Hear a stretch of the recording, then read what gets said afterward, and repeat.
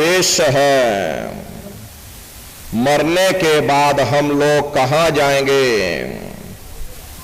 कैसे हमारी जीवात्मा का कल्याण होगा, इन सभी प्रश्नों की जानकारी आपको सत्संग के माध्यम से प्राप्त होगी। इसलिए एक एक वचन को बड़े ध्यान के साथ आप लोग सुनिएगा, समझिएगा और अपने जीवन में अमल लाइएगा। संतों महात्माओं के सत्संग में कभी किसी जात और बिरादरी, किसी कौम या मजहब या किसी भी व्यक्ति विशेष की कभी कोई निंदा, चुगली, आलोचना या किसी की बुराई नहीं की जाती।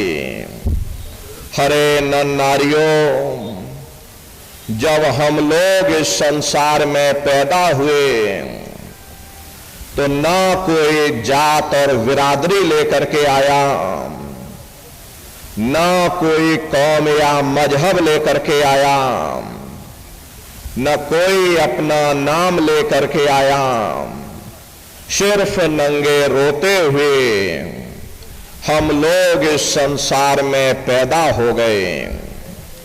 बाद में जो औजार उस परम पिता परमात्मा ने बख्शे, मन, बुद्धि और चित्त, उससे जब हमारे अंदर चेतना आ गई तब हमारा नाम पड़ गया।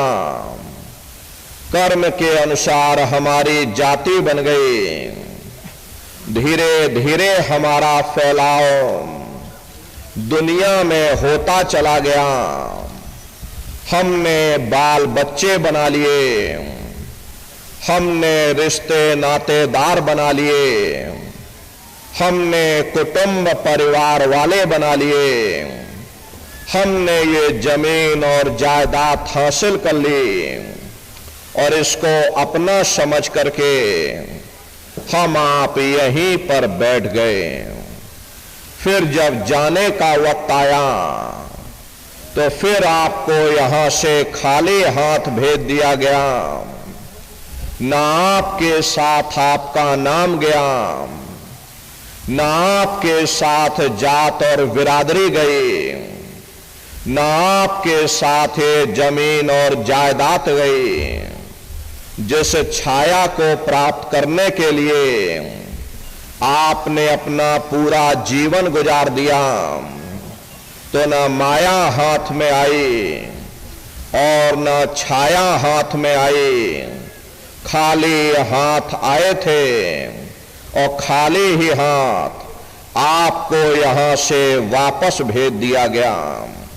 कहने का मतलब यह है कि उस परम पिता परमात्मा ने अति दया और कृपा करके आपको ये मनुष्य शरीर दे दिया और आपको स्वतंत्र कर दिया गया कि भाई मैंने तुमको ये मनुष्य शरीर दिया है तुम्हारी जीवात्मा के रहने के लिए। मैं तुम्हारी जीवात्मा को इस मनुष्य शरीर में बंद करता हूं। तुम मेरे मकान के द्वारा उस मालिक की भक्ति करके अपनी जीवात्मा का कल्याण करा लेना। मैंने कुछ समय के लिए तुम सबको ये किराए का मकान दिया है। जब समय पूरा होगा मैं अपने सिपाहियों को भेजूंगा। उस समय पर तुम मेरे मकान को खाली कर देना। उस समय न जमीन जायदाद काम आएगी, न जात और बिरादरी काम आएगी। मन को, बुद्धि को, चित्त को और जीवात्मा को निकाल करके इस शरीर से बाहर कर दिया जाएगा। ये शरीर आपका यहीं जमीन पर गिर पड़ेगा, क्योंकि जीवात्मा के निकल जाने के बाद में ये शरीर सिर्फ एक माटी का पुतला है, उससे ज्यादा कुछ भी नहीं। आप इस मिट्टी के पुतले को ले जाकर शमशान भूमि पर जला करके राख कर दोगे। अरे आपकी कौम, आपका मजहब, आपकी जात और बिरादरी, आपका ये नाम उसी शमशान भूमि पर जल करके राख हो जाएगा। जिस जात और बिरादरी के लिए हम लोग लड़ते और झगड़ते थे, जिस धन दौलत को पाने के लिए हमने आपने न जाने कितने बुरे खोटे कर्म किए, तो मौत के समय में ना ये जात और बिरादरी काम आई, ना ये धन दौलत काम आया, सब कुछ हमारा आपका यहीं छूट गया। और जीवात्मा को ले जाकर ऊपर धर्मराज की कचहरी में पेश कर दिया गया। पलक झपकते ही तुम्हारे अच्छे बुरे कर्मों का हिसाब किताब हो जाएगा। धर्मराज तुमको सजा सुना देंगे, ले जाओ इनको फलाने नरक में डाल दो, क्योंकि मैंने इनको मौका दिया था। अब की बार गीता रामायण को पढ़ करके, उन धर्म पुस्तकों को पढ़ करके, किसी संत महात्मा की खोज करके, उनके बताए हुए रास्तों पर चल करके, उस मालिक की भक्ति करके अपनी जीवात्मा का कल्याण करा लेना। इस उद्देश्य के लिए मैंने इनको मनुष्य शरीर दिया था, लेकिन इन्होंने अपना उद्देश्य पूरा नहीं किया। जब जब ये मनुष्य शरीर में आए, कभी इन्होंने विचार ही नहीं किया कि आखिर ये मनुष्य शरीर हमको क्यों मिला, क्या इसका उद्देश्य है, मरने के बाद हम लोग कहां जाएंगे, हमारे बाल बच्चे कहां जाएंगे, हमारे रिश्ते नातेदार कहां जाएंगे, हमारे कुटुंब परिवार वाले कहां जाएंगे, और इनकी उस समय पर क्या हालत होगी। ये पराविद्या महात्माओं की पराविद्या है। हम आप इस जड़ संसार में फंस करके उस पराविद्या से अनभिज्ञ हो गए और अपने उद्देश्यों को भूल गए, अपने वादे को हम आप भूल गए। वो वादा जो हमने आपने मां के गर्भ में किया था, जब मां के गर्भ में हम आप उल्टे लटके हुए थे, सिर हमारा नीचे था, पैर हमारे ऊपर थे, उस समय परमात्मा से वादा किया कि हे परमात्मा, इस बार हमको मनुष्य शरीर दे दो, हम भजन करेंगे, भक्ति करेंगे, हम अपनी जीवात्मा का कल्याण करेंगे। लेकिन मनुष्य शरीर मिलने के बाद में ना आपने भजन किया, ना भक्ति की, बस माया की छाया में फंस करके इस मिथ्या जगत को अपना मान करके हम आप इसी में गोता खा रहे हैं। हरे नर नारियों, इस दुनिया में हित मित भाई बंधु, रिश्ते नातेदार, कुटुंब परिवार वाले, इनमें से कोई भी चीज तुम्हारी जीवात्मा को इस अधोगति से बचा नहीं सकती। हम कौन हैं, हम कहां से आए हैं और हमें जाना कहां है, ये मानव मात्र के लिए एक जटिल प्रश्न बना हुआ है। इस प्रश्न का हल तब तक नहीं होगा जब तक इस धरा भूमि पर कोई संत महात्मा फकीर न मिल जाए। इसीलिए वह मालिक अति दया और कृपा करके संत महात्माओं को इस धरा धाम पर भेजते हैं। संत महात्मा फकीर यहाँ पर आकर के हम जीवों को समझाने की कोशिश करते कि भाई वो परमात्मा है, वो आपको मिलेगा, जीते जी मिलेगा, इसी मनुष्य शरीर में मिलेगा। इसी मनुष्य शरीर के अंदर जा करके परमात्मा से मिलने का वह एकमात्र दरवाजा है। उस दरवाजे का भेद केवल संतों महात्माओं को ही प्राप्त है। ये दुनिया के लोग, दुनिया की आवाम, जनमानस भौतिकता के ज्ञान को पढ़ करके अहंकार में डूबे रहते हैं कि हमसे बड़ा कोई ज्ञानी नहीं। लेकिन उन बेचारों को नहीं मालूम कि जहां दुनिया का ज्ञान समाप्त होता है, उसी के सिर की चोटी से ये आध्यात्मवाद, आत्मा और परमात्मा का ये गूढ़ ज्ञान, रहस्य विज्ञान प्रारंभ होता।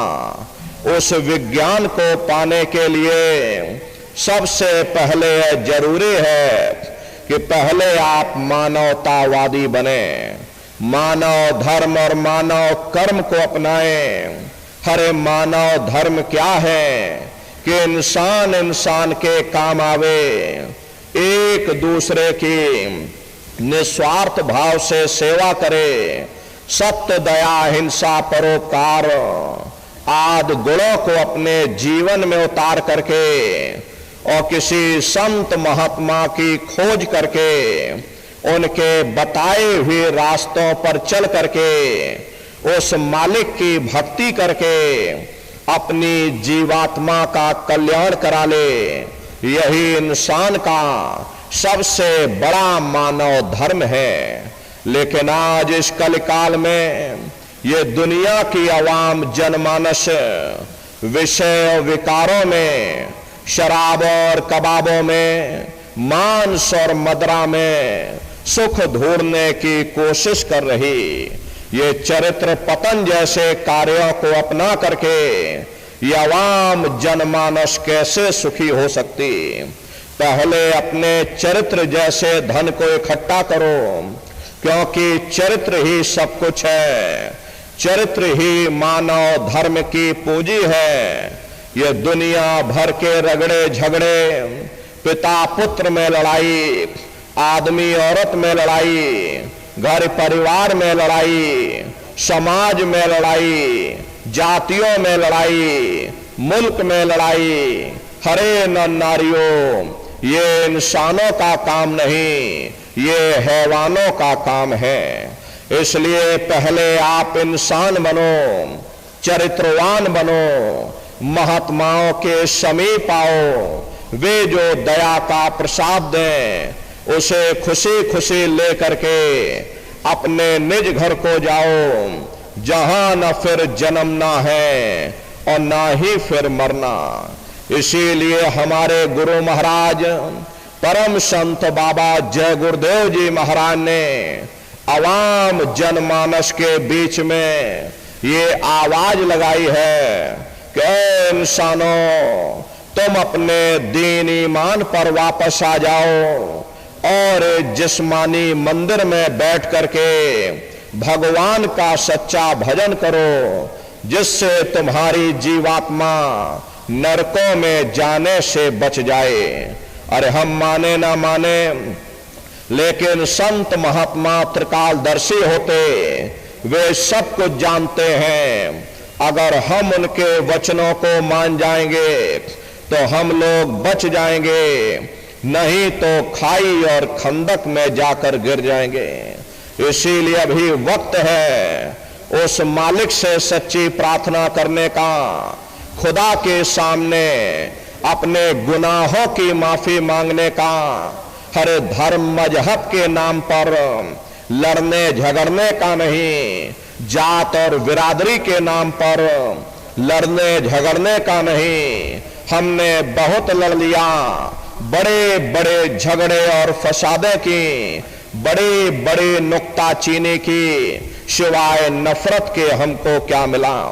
नफरत की ऐसी ज्वाला जली जिसमें घर जल गया, परिवार जल गया, समाज जल गए, जातियां जल गई। अब सारा देश जल उठा। इसीलिए सारी मानवता बहुत थक गई। हर कोई ऐसी छांव चाहता है जहां उसे ठंडक मिले, शांति और सुकून मिले। ये सब वही मिल सकते हैं जहां शांति के संदेश होते, सुकून के संदेश होते, मानव धर्म और मानव कर्म के संदेश होते। और ये संदेश केवल संत महात्मा फकीर देते हैं, जो समदर्शी होते, जो समस्त जीवों के अंदर उस प्रभु के अंश को देखते। ऐसे समदर्शी उन महात्माओं की खोज करो। ये मत देखना कि महात्मा किस जाति के हैं, महात्मा किस बिरादरी के हैं। हरे जातियां कर्म के अनुसार बनाई गई, जन्म के अनुसार नहीं।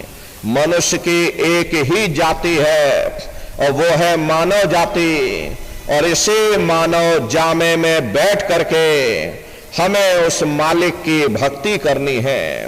हरे नर नारियों सुपच जात के भंगी थे, रैदास जी जात के हरजन थे, मीराबाई जात की छत्राणी थी। अगर वे सब उस मालिक को प्राप्त कर सकते हैं तो आप भी उस मालिक को प्राप्त कर सकते हो। लेकिन बगैर महात्माओं के, बगैर मुर्शिद के कोई भी जीव इस संसार समुद्र से ना कोई पार हुआ और ना ही कोई हो सकता। ये समुद्र ऐसा है जिसके न इस किनारे का पता न उस किनारे का पता कोई नहीं जान सकता। ये दुनिया कब बनी, कितनी बार प्रलय और महाप्रलय हो गई, लेकिन इतना जरूर मालूम है कि जिस दिन से दुनिया बनी हम लोग यहीं पर भटका खा रहे। अगर इधर से हवा चली तो नैया हमारी उधर चली गई, और अगर उधर से हवा चल गई तो हमारी नैया डगमगाते हुए इधर चली गई। न जाने कितने युग और कल्प बीत गए, लेकिन हमारी ये नैया आज तक इस भवसागर से किनारे नहीं लगी। इसलिए नर नारियों, सौभाग्य से वक्त का इतना बड़ा वरदान आपको मिला, ये मानव तन आपको मिल गया।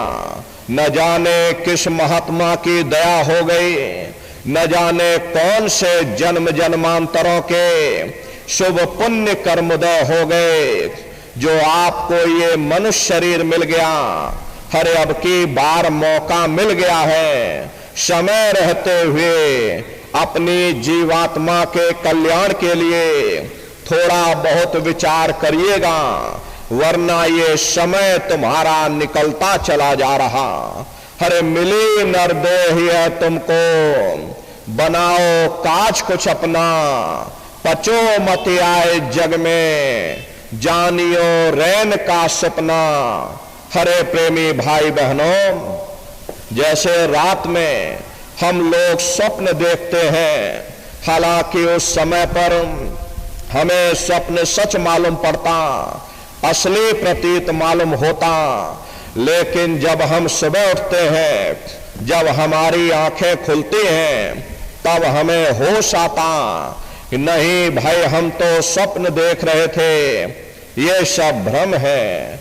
ठीक उसी प्रकार से ये दुनिया भी 10, 20, 100 साल का स्वप्न है।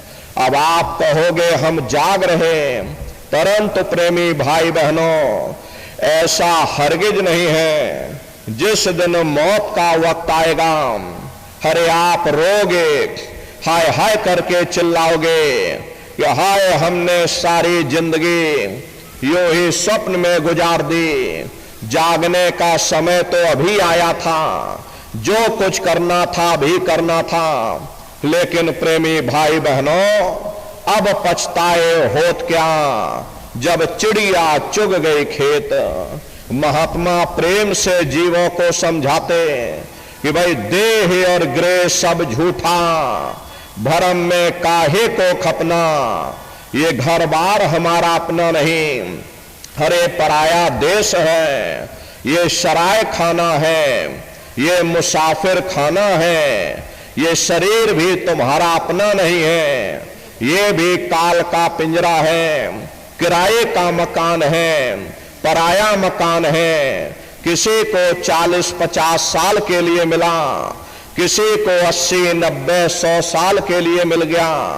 हर जितने जितने श्वास उस मालिक ने बख्शे हैं, उसे भुगतने के बाद में हमें शरीर को यही छोड़ जाना। श्वास दुधारा नित्य ही जारी, एक दिन खाली चाम। हरे प्रेमी भाई बहनों, एक तालाब पानी से चाहे कितना भी क्यों ना भरा हो, आप एक छोटी सी नाली काट कर खोल दीजिए, तालाब में छोटा सा छेद कर दीजिए, तो सारा पानी ही तालाब से बाहर निकल जाएगा। ठीक उसी प्रकार से हमारा ये शरीर भी श्वासों का भंडार है। जब तक श्वासों का भंडार जारी है, हम दुनिया के काम काज में फंसे हुए, दुनिया के कारोबार में उलझे हुए, लेकिन जिस वक्त ये श्वासों का भंडार खाली होगा, हरे टेलीफोन खड़क जाएंगे, तार पहुंच जाएंगे, संदेश पहुंच जाएंगे, सब रिश्ते नातेदार, सब कुटुंब परिवार वाले, सब अड़ोस पड़ोस वाले मिनटों सेकंडों में इकट्ठा हो जाएंगे। हरे प्रेमी भाई बहनों, मामूली कष्ट नहीं होता, मौत के समय में घन घोर पीड़ा होती है। सहजो बाई ने उस पीड़ा को बयान किया कि सहजो मौत आईया, अंगे अंग दिया तोड़, और हिया जरे छाती फटे, उठे पीर घन घोर। गुरु महाराज सत्संग में फरमाते थे कि जैसे 1,00,000 बिच्छू एक साथ हमारे जिस्म पर डंक मारे, उससे भी लाखों करोड़ों गुना ज्यादा मौत के समय में दर्द होता है। जब मृत्यु आती है तो किस तरह से प्राण निकलते हैं, प्राणों के निकलने की क्या प्रक्रिया होती है, जरा उसे भी आप लोग समझ लीजिए। देखो प्रेमी भाई बहनों, जैसे संसार में महाप्रलय आता, महाप्रलय के समय क्या होता, सबसे पहले पूरी पृथ्वी ढह जाती। ये पृथ्वी पानी में घुल करके और पानी बन जाती है। मानव सृष्टि की प्रलय एक बड़ी कयामत है और शरीर की प्रलय एक छोटी कयामत है। तो जैसे ही मौत आती तो सबसे पहले गुदा चक्र टूटता है, सिमटत भास श्वास उठ जावे, और प्राण पति जम सिमट समावे। उस समय हमारी श्वासें रुक जाती, शरीर की चेतना पीछे सिमटने लगती, तो सबसे पहले गुदा चक्र ही टूटता, क्योंकि गुदा चक्र में पृथ्वी का वास होता। गुदा चक्र टूट करके ऊपर इंद्रिय चक्र में समा जाता। इंद्रिय चक्र में जल का वास होता, यानी जल ने पृथ्वी को घोल दिया। फिर जब इंद्रिय चक्र टूटेगा तो ऊपर नाभि चक्र में समा जाएगा। नाभि चक्र में अग्नि का वास होता, यानी अग्नि ने फिर जल को सुखा दिया। ये नीचे से सिमटाव होता है। फिर जब ये नाभि चक्र टूटेगा तो हृदय चक्र में समा जाएगा। हृदय चक्र में वायु का वास होता, यानी वायु ने अग्नि को अपने में समाहित कर लिया, और इस तरह से वायु आकाश में उड़ गई। जब यह कर्म कलाय उपजावे, बुद्धि सुरत की आन दबावे, जब यह जीवात्मा पांचों तत्वों को लांग करके जल पृथ्वी अग्नि वायु आकाश पांचों तत्वों को लांग करके ऊपर आती है, तो काल दान में आन दबानी, और जब ढर के नैनन से पानी, जब काल अपनी दाढ़ में दबाता उस समय नेत्रों से पानी निकलता, इंद्रियां टूट टूट करके चकनाचूर हो जाती, सब रिश्ते नातेदार खड़े रह जाएंगे। डॉक्टर वैद्य हकीम सब आपको घेरे रह जाएंगे, लेकिन आप अपनी पीड़ा को उस समय अपने मुख से बयान नहीं कर पाओगे। सिर्फ आपके नेत्रों से अश्रु टपकेंगे। हरे यमदूत आते हैं, प्राणों की डोरी को तोड़ देते और जीवात्मा को खींच करके इस शरीर से बाहर कर दिया जाता। जैसे ही जीवात्मा शरीर से अलग हुई, ये शरीर आपका मिट्टी हो जाता। फिर इस मिट्टी को एक रात अपने घर में कोई रखने को तैयार नहीं होता। आपके कितने भी सगे संबंधी क्यों ना हो, खास नात रिश्तेदार क्यों ना हो, लेकिन एक रात कोई घर में मिट्टी रखने के लिए तैयार नहीं होते। कहते भाई जल्दी करो जल्दी करो, अब इनकी शक्ल देखने में हमको डर लग रहा, जल्दी से बाजार से कफन खरीद के लाओ, जल्दी से लकड़ियां खरीद के लाओ, अरे जल्दी से चिता तैयार करो, इनको घर में से जल्दी से उठा ले जाओ, वही शमशान भूमि पर जला देना। ये जो घर में इनके कपड़े लत्ते पड़े हुए, हर इनके कपड़े लत्ते भी उठा ले जाओ, वही शमशान भूमि पर जला देना। जिस बिस्तर पर ये लेटे रहे, ये बिस्तर भी अशुद्ध हो गया। अब इनकी छुई हुई चीज हमको घर में एक नहीं चाहिए, इसलिए इनका बिस्तर भी उठा ले जाओ, वही शमशान भूमि पर जला देना। लेकिन उसने कोई सोने की अंगूठी पहनी होगी, उसे धीरे से उतार कर जेब में रख लोगे, बस वही एक अशुद्ध नहीं होगा, बाकी सब अशुद्ध हो जाएगा। हरे महात्मा कहते हैं कि भाई कुटुंब परिवार मतलब काम, बिना धन पास नहीं जाए। ये रिश्ते नातेदार, ये कुटुंब परिवार वाले, ये सब स्वार्थ के संगी साथी। हरे नारियों, आज तुम्हारी जेब में पैसा है तो सब जैसे तैसे तुमसे रिश्तेदारियां कायम कर लेंगे। आज जेब खाली हो जाए तो बेटा बाप को बाप कहने के लिए तैयार नहीं होता। आप रोज कचहरियों में मुकदमों का हाल देखते हो। यदि किसी पिता ने बंटवारा करते समय किसी एक बेटे को 1000 रुपया कम दे दिया या 1 बीघा जमीन कम दे दी, तो बेटा बाप का दुश्मन बन जाता, उसे ले जाकर कचहरियों में खड़ा कर देता। अरे अपना यहाँ क्या है, ये स्वार्थ के संगी साथी, कोई तुमको याद करने वाला नहीं। 13 दिन बाद 13वीं मना दोगे, लड्डू पूड़ी पकवान बना करके खिला दोगे, फिर जाने वाले को कोई याद नहीं करता।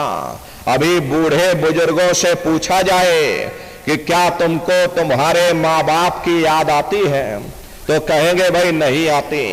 अरे क्यों नहीं आती, तुम्हारे माँ बाप थे, तुमको पाला पोसा बड़ा किया, खुद भूखे रहे होंगे, तुम्हारा पेट पाला होगा, तुमको तुम्हारे माँ बाप की याद क्यों नहीं आती? क्योंकि तुम्हारे सामने तुम्हारे लड़के बच्चे हो गए, तुम्हारे नाती पोता पंती और संती हो गए, इसलिए तुम अपने माँ बाप की यादों को भूल गए और नई यादों में बस गए। ऐसे ही प्रेमी भाई बहनों, एक दिन सब तुमको भी भूल जाएंगे, कोई किसी को याद करने वाला नहीं। ये कहानी तो शमशान भूमि पर समाप्त हो गई। उधर देखो क्या होता, तुम्हारी जीवात्मा को ले जाकर के ऊपर धर्मराज की कचहरी में पेश कर दिया जाएगा। वहां पलक झपकते ही तुम्हारे अच्छे बुरे कर्मों का हिसाब किताब हो जाएगा। धर्मराज तुमको सजा सुना देंगे, ले जाओ इनको फलाने नरक में डाल दो, क्योंकि मैंने इनको मौका दिया था जब ये मां के गर्भ में उल्टे लटके हुए थे। उस समय इन्होंने मुझसे प्रार्थना की थी कि मुझे एक बार मनुष्य शरीर दे दो, हम भजन करेंगे, भक्ति करेंगे, हम अपनी जीवात्मा का कल्याण करेंगे। मैंने इनकी प्रार्थना स्वीकार कर ली, इनको मैंने मनुष्य शरीर दे दिया और कह करके भेजा था कि भाई ये मनुष्य शरीर ये किराए का मकान है, ये तुम्हारा अपना नहीं है। अगर ये तुम्हारा अपना होता तो हमेशा तुम्हारे पास रहता।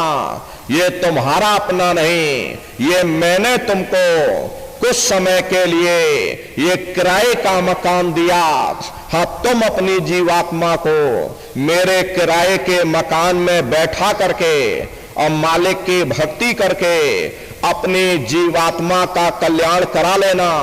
मैंने कुछ समय के लिए तुम सबको ये किराए का मकान दिया।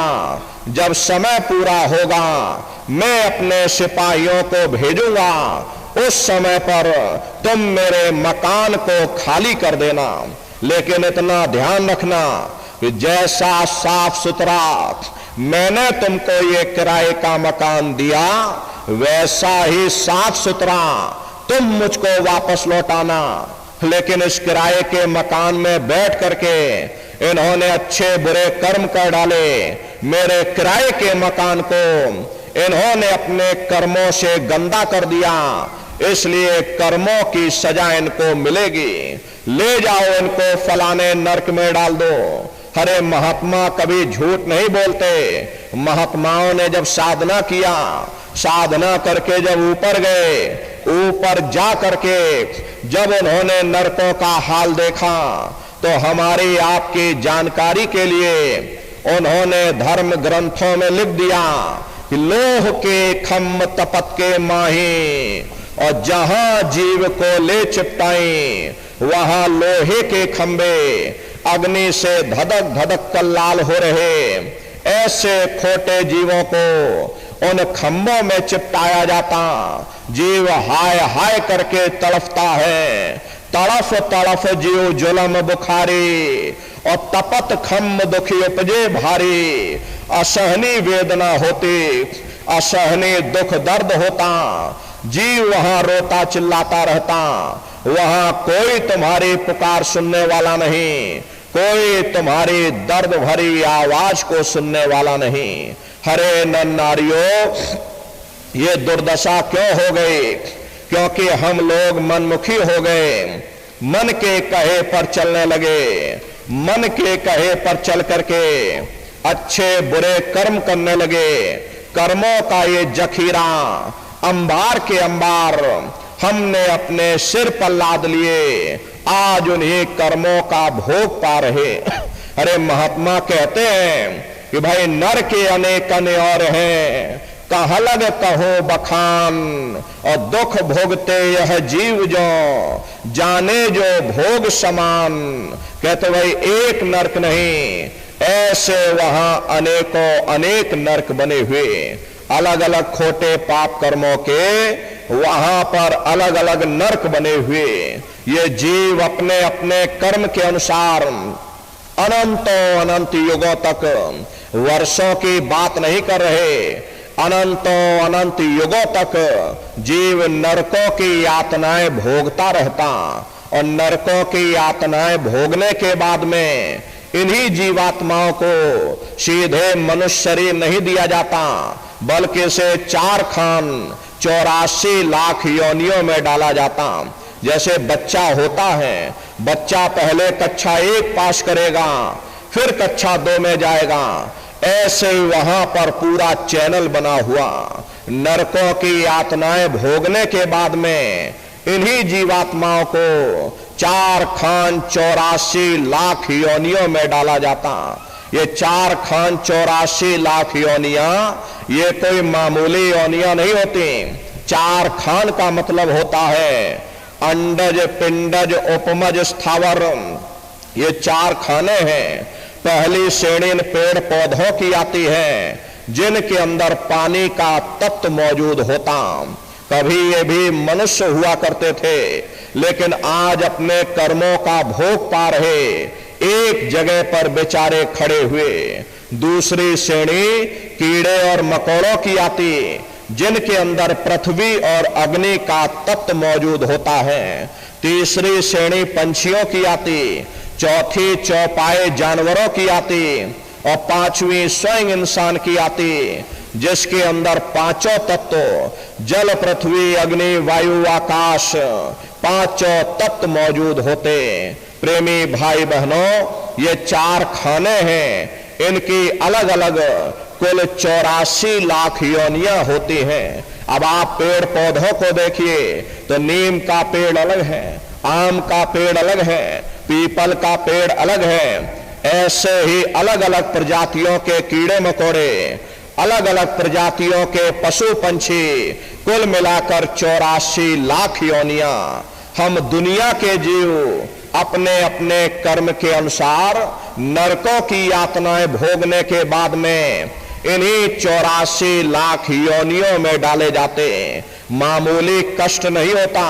अरे हमको आपको गर्मी लग गई तो हम लोगों ने पंखा चला लिया, सर्दी लग गई कंबल रजाई ओढ़ लिया, भूख लग गई रोटी खा ली, बीमार हो गए अस्पतालों में चले गए, अपना अपना इलाज करवा लिया।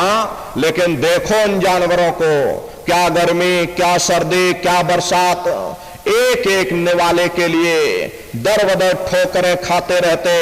अरे किसी का हाथ कट गया, किसी का पैर कट गया, किसी को जीते जी काट डाला, मुर्गी की गर्दन मरोड़ डाली।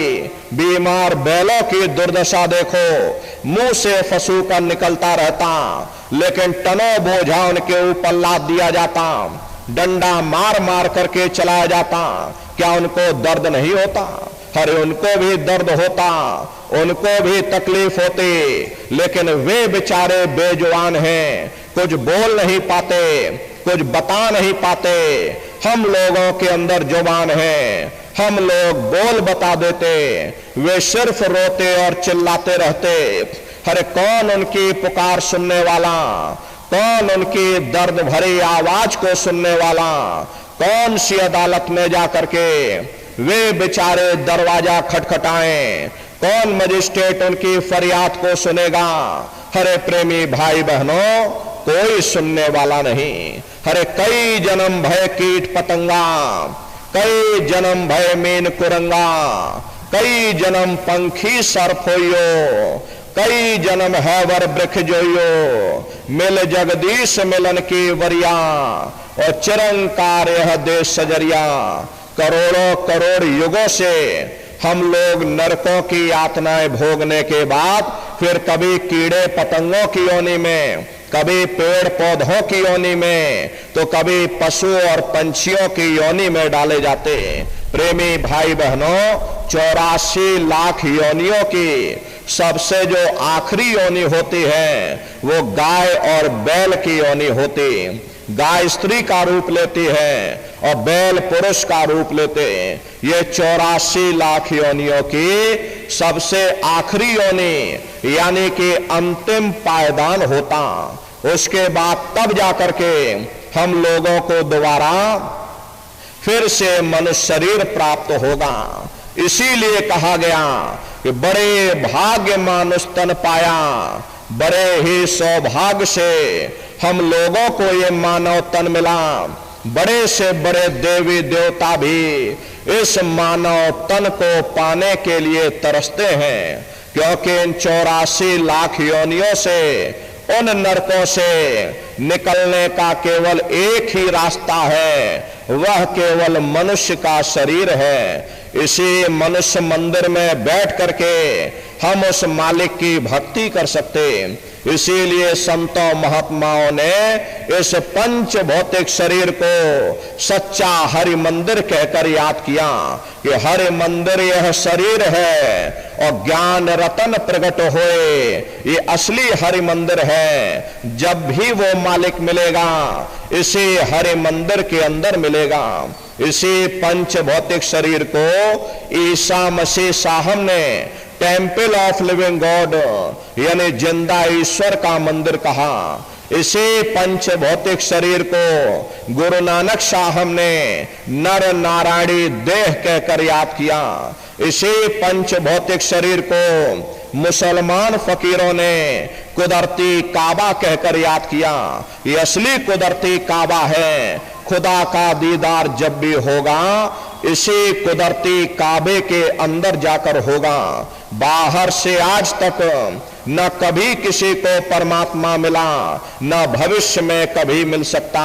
परमात्मा जब भी मिलेगा तुम्हें तुम्हारे अंदर मिलेगा। यही कबीर साहब ने लिखा कि जो तिल माही तेल है, जो चकमक में आग, और तेरा साईं तुझ में, और जाग सके तो जाग। जिस तरह तिल में तेल होता, पत्थर में अग्नि होती, ठीक उसी तरह से वो मालिक हरेक के घट घट में, हरेक के वजूद के अंदर बैठा हुआ। यही आपकी धर्म पुस्तकों में भी लिखा है कि अरे मोको का ढूंढे रे बंदे, मैं तो तेरे पास में, और ना तीरथ में ना मूरत में, मैं तो हूं विश्वास में। ना मैं तीर्थ में मिलूंगा, ना मैं मूरत में मिलूंगा, न अन्य किसी कर्म कांड में मिलूंगा। मैं जब भी मिलूंगा तो मैं तुम्हारे अंदर मिलूंगा। अब सवाल ये उठता है कि आखिर इस हरि मंदिर के अंदर जा करके हम उस परमात्मा को कैसे प्राप्त करेंगे? इसके लिए संतों महात्माओं ने केवल 3 ही साधन बताए। साधन 3 सारे अनुवर्णे, और साधन सब थोथे मान। इस कलयुग में उस मालिक को पाने के लिए संतों महात्माओं ने केवल 3 साधना बताई। पहला है सुमरन, दूसरा है ध्यान, और तीसरा है भजन। सुमरन कहते हैं उस मालिक को याद करना, ध्यान कहते हैं दृष्टि को एकाग्र करना, और भजन कहते हैं कान में उंगली डाल करके उस शब्द को सुनना, उस नाम को सुनना, उस आवाज को सुनना जो मालिक के घर से आवाज आ रही। तो कैसे आप लोग सुमरन करोगे, कैसे आप लोग ध्यान करोगे, और कैसे आप लोग भजन करोगे? प्रेमी भाई बहनों, ये सुरत शब्द नाम योग की साधना है। संतों का जो इतिहास रहा, संतों का इतिहास करीब करीब 700 वर्ष पुराना है। इन 700 वर्षों के अंदर अंदर जितने भी महात्मा आए, सबसे पहले कबीर साहब आए। कबीर साहब ने सुरत शब्द नाम योग की साधना जारी की। उसके बाद और भी महात्मा आए। कबीर साहब के बाद में गुरु नानक साहब आए। गुरु नानक साहब ने भी सुरत शब्द नाम योग की साधना जारी की। उसके बाद और भी महात्मा आए। कबीर, नानक, दादू दरिया, भीखा, रविदास, पलटू जगजीवन। चित्रकूट में आप चले जाइए, गोस्वामी जी महाराज जिन्होंने रामचरित्र मानस बनाई, उन्होंने भी सुरत शब्द नाम योग की साधना जारी की। हरे आपके राजस्थान की धरती पर मीराबाई हुई, सहजोबाई हुई, उन्होंने भी उस मालिक को पाया तो सुरत शब्द नाम योग की साधना करके पाया। प्रेमी भाई बहनों, ये सुरत शब्द नाम योग की साधना है। इस साधना की 3 क्रियाएं हैं, सुमरन, ध्यान और भजन। तो कैसे आप लोग सुमरन करोगे, कैसे ध्यान और कैसे भजन करोगे, जरा बैठ करके आप लोग अच्छी तरह समझिएगा और घर पर जा करके करिएगा। तो सबसे पहले सुमरन कैसे किया जाएगा?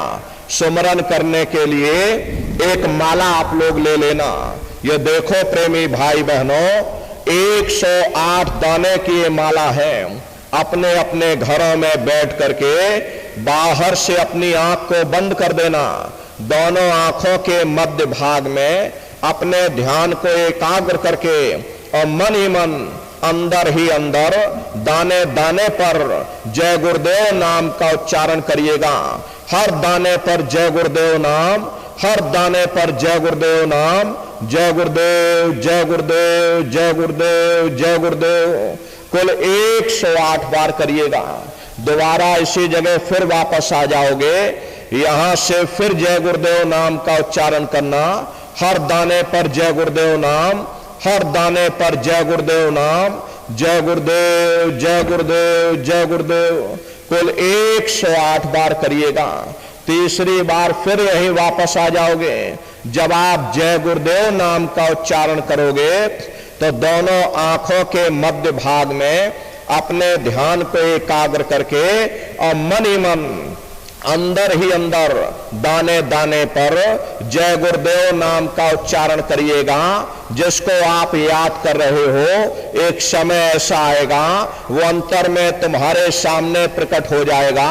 उसके स्वरूप को आप लोग देख लेना, फिर उसी के स्वरूप को याद करके जय गुरुदेव नाम का सुमरन सभी नए प्रेमी भाई बहन करिएगा। तीसरी बार फिर यहीं से जय गुरुदेव नाम का सुमरन, चौथी बार फिर यहीं से जय गुरुदेव नाम का सुमरन, इस तरह से कुल 8 बार जय गुरुदेव नाम का सुमरन सभी नए प्रेमी भाई बहन करेंगे। 8 बार करने के बाद ये माला आप रख देना। प्रेमी भाई बहनों, ये जय गुरुदेव नाम किसी साधारण इंसान का नाम नहीं, ये स्वयं अनामी महाप्रभु का नाम है। हमारे गुरु महाराज इस कलयुग में जय गुरुदेव नाम का जहाज लगा कर गए। अपने अपने समय पर संत महात्मा फकीर उस मालिक के नाम को जगाते हैं। जैसे कबीर साहब आए, कबीर साहब ने साहिब नाम जगाया। गुरु नानक साहब आए, गुरु नानक साहब ने वाहिगुरु नाम जगाया। इसी तरह प्रेमी भाई बहनों, हमारे गुरु महाराज जय गुरुदेव नाम जहाज लगा कर गए। अगर इस जहाज पर सारी दुनिया बैठेगी, ये जहाज सारी दुनिया को पार करेगा। ये नए जीवों के लिए रास्ता सरल से सरल किया गया, वरना बहुत से पुराने पुराने प्रेमी हैं, अगर उनसे पूछा जाए कि भाई जरा नाम रूप स्थान गाजे बाजे बता दो, वो तक भूल जाते। इतने पुराने हो करके आज तक याद नहीं कर पाए तो बड़ा भारी दोष लगता है। इसलिए नए जीवों के लिए गुरु महाराज की दया कृपा से नामदान की प्रक्रिया को सरल से सरल किया गया, ताकि सभी लोग कर सकें। इसलिए प्रेमी भाई बहनों, जय गुरुदेव नाम का सुमरन सभी नए प्रेमी भाई बहन करिएगा। एक साध है सब सद है, और सब साध है सब जाए। जो दो नाव पर पैर रखते हैं वो बीच मझधार में गोता खाते। इसलिए अपने गुरु की उंगली पकड़ लो। इस कलयुग में केवल गुरु ही एक आधार है। हरे प्रेमी भाई बहनों, वो परमात्मा घट घट में विराजमान, लेकिन उसके होते हुए भी तुमने करोड़ों जन्म ठोकरें खाई, कभी किसी योनि में भटके, कभी किसी योनि में भटके। जब तक गुरु नहीं मिला तुम दर बदर भटकते रह गए, और जब गुरु मिल गया, गुरु ने तुमको राह दे दी, तब ये साधक कहता है कि भाई गुरु गोविंदो खड़े काके लागो पाई, और बलिहारी गुरु आपने जिन गोविंद यो बताई। महिमा उन्हीं की है जिन्होंने गोविंद को लखा दिया। इसीलिए कहा जाता कि भाई गुरुर ब्रह्मा गुरुर विष्णु गुरुर देवो महेश्वर, और गुरुर साक्षात पार ब्रह्म, और तस्मै श्री गुरुवे नमः। इसलिए प्रेमी भाई बहनों, जय गुरुदेव नाम का सुमरन सभी प्रेमी भाई बहन सबसे पहले आप लोग करिएगा। सुमरन करने के बाद में फिर आप ध्यान पर बैठिएगा। दूसरा है ध्यान, और ध्यान कहते हैं दृष्टि को एकाग्र करना। कैसे आप लोग ध्यान करोगे, जरा अच्छी तरह से समझ लीजिए।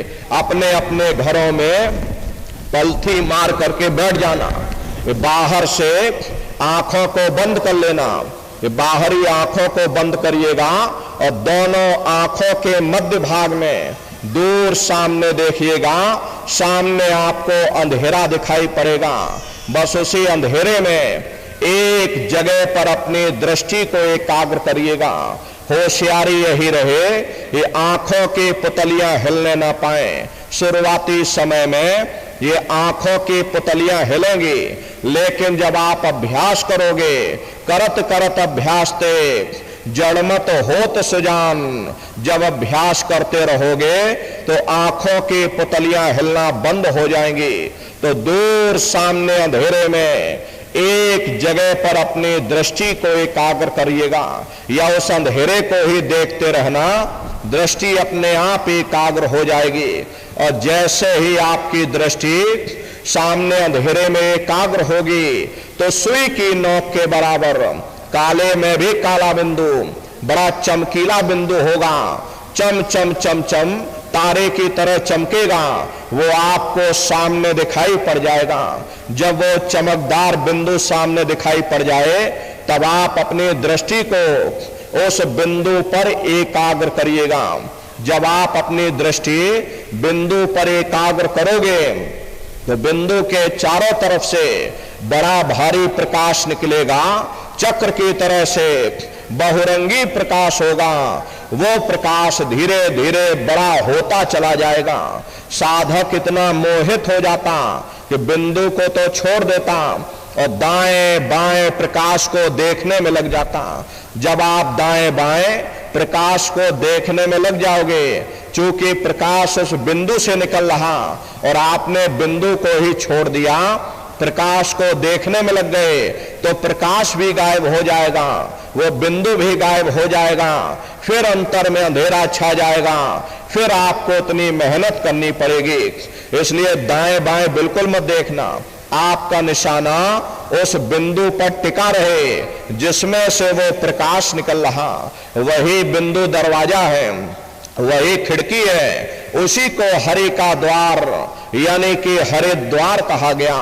बहुत विशाल वो दरवाजा, ये संसार कुछ नहीं, ऐसे लाखों संसार इकट्ठे करके एक साथ दरवाजे के अंदर डाल दिए जाएं, पता तक नहीं चलेगा। इतना विशाल वो हरि का द्वार है।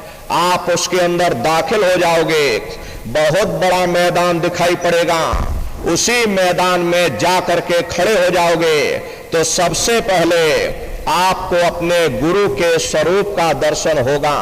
वो आपकी उंगली को पकड़ करके आगे का सफर तय करेंगे। लेकिन प्रेमी भाई बहनों, गुरु के स्वरूप का दर्शन जब होगा जब आप जय गुरुदेव नाम का सुमरन करोगे। यदि आपने सुमरन न किया तो जब आप उनको याद ही नहीं करोगे तो भला वो आपको दर्शन क्यों देंगे। और जब आपको दर्शन नहीं होगा तो आप आगे का सफर तय नहीं कर सकते। इसीलिए जय गुरुदेव नाम का सुमरन सबसे पहले कराया जाता। जब आप जय गुरुदेव नाम का सुमरन कर लोगे, फिर जब आप ध्यान पर बैठोगे और जब दरवाजे के अंदर दाखिल हो जाओगे तो सबसे पहले उन्हीं के स्वरूप का दर्शन होगा। वो आपकी उंगली को पकड़ करके आगे का सफर तय करेंगे। तो यह है ध्यान करने का तरीका। एक बार फिर से समझ लीजिए कैसे आपको ध्यान करना है। अपने अपने घरों में पलथी मार करके बैठिएगा, शरीर को टाइट मत करना। बहुत से लोग क्या करते हैं कि अपने शरीर को बिल्कुल कड़ा कर देते हैं। अब शरीर को आप टाइट कर दोगे तो शरीर आपका थक जाएगा, फिर शरीर ढीला पड़ जाएगा। इसलिए पहले से ही अपने शरीर को बिल्कुल ढीला छोड़ देना, आंखों को धीरे से बंद कर देना, इन आंखों पर भी कोई जोर मत देना। बहुत से लोग क्या करते हैं कि अपनी आंखों पर जोर लगाते हैं ताकि जल्दी से दृष्टि एकाग्र हो जाए, तो जोर लगा करके देखते हैं। यदि आप अपनी बाहरी आंखों पर जोर लगाओगे तो आंखों की पुतलियों में दर्द होगा, फिर आप अपनी बाहरी आंखों को खोल दोगे। इन बाहरी आंखों का यहां पर कोई मतलब नहीं है। जैसे सोते समय धीरे से आंख को बंद करते हो, ऐसे धीरे से आंख को बंद कर लेना। अंतर में सामने देखिएगा, सामने आपको अंधेरा दिखाई पड़ेगा, बस उसी अंधेरे को देखते रहिए जितना देर बन सके। एक टक हो करके आप उस अंधेरे को देखते रहिएगा। उस समय किसी के बारे में सोचना नहीं, किसी के बारे में विचार मत करना, शरीर को बिल्कुल हिलाना डुलाना नहीं, शून्य हो करके बस आप उस अंधेरे को देखते रहिए। देखते देखते देखते देखते आपकी दृष्टि अंधेरे में एकाग्र हो जाएगी। और जैसे ही आपकी दृष्टि अंधेरे में एकाग्र होगी तो सुई की नोक के बराबर बड़ा चमकीला बिंदु होगा, तारे की तरह चमचम चमकेगा, वो सामने आपको दिखाई पड़ जाएगा। जब वो चमकदार बिंदु सामने दिखाई पड़ जाए तब आप अपनी दृष्टि को उस बिंदु पर एकाग्र कर देना। प्रेमी भाई बहनों, जब आप अपनी दृष्टि बिंदु पर एकाग्र कर दोगे तो वो बिंदु फट जाएगा, वो दरवाजा खुल जाएगा, ये शिव नेत्र खुल जाएगा, ये दिव्य दृष्टि खुल जाएगी और आप दरवाजे के अंदर दाखिल हो जाओगे। एक बार प्रेमी भाई बहनों ये दिव्य दृष्टि खुल जाए, फिर क्या भूत, क्या भविष्य और क्या वर्तमान, कोई भेद आपसे गुप्त नहीं रहेगा। लाखों वर्ष पहले क्या हुआ था, भविष्य में क्या होने वाला, बैठे बिठाए आप सब कुछ देख सकते हो कि हमारे पुरखे पूर्वज मरने के बाद कहां चले गए, इस समय वो कहां पर हैं, आप बैठ करके सब कुछ देख सकते। तो यह है ध्यान करने का तरीका। और तीसरा है भजन। भजन कहते हैं उस शब्द को सुनना, उस नाम को सुनना, उस आवाज को सुनना जो मालिक के घर से आवाज आ रही। तो कैसे भजन करोगे, जरा अच्छी तरह से समझ लीजिए। ये दोनों उंगली कानों में डाल करके ये कानों को बंद कर देना। कान इसीलिए बंद किए जाते हैं ताकि बाहर की कोई आवाज हमको सुनाई ना पड़े।